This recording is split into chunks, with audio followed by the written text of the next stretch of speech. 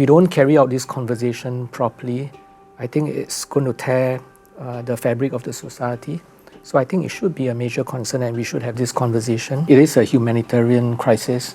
We have tens of thousands of people who have died because of this crisis. These people are not just soldiers, but they are innocent lives. If it prolongs, it could be an outbreak of war in the Middle East. Other countries may get involved, and that's not good for not just Middle East, but for the world at large. It can affect oil prices, and that can affect the financial markets, and that affects investors, and that affects all of us. As Singaporeans, we have a lot of access to channels of information. So with that access comes a certain responsibility to be able to act on what knowledge we have of what's going on around us, even if it's not in our country. Because as a human, we naturally would empathize with what fellow humans are going through. Singapore as a country which functions on the basis of international law and international institutions. So if there are countries which are willy-nilly breaking international law and rules of international institutions, I think that puts Singapore in a more precarious state. I think this is the biggest moral crisis in our lifetimes.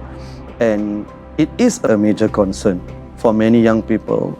Of course, for Muslims, yes, definitely Muslims feel, I think we cannot deny there is a particular affinity there. But I think now the mobilization for Palestine and Palestinians goes way beyond the Muslim community. Gaza is and should be a major concern for Singaporeans. And this should go beyond race and religion. Firstly, it's a humanitarian issue. And this goes beyond just, it's because of a terrorist attack, And secondly, I think it's been brought up as well, it's about this whole idea of international law, international order is breaking down. I think, we should just go beyond superficiality of the situation and really target what's the core issue over here. Decisions we would make now will affect the future, so our future generations, right? So thinking about that, it is now our time to take a stand with the situation in Gaza. And the situation is not a small family squabble, it's an active genocide. It is people facing oppression and occupation.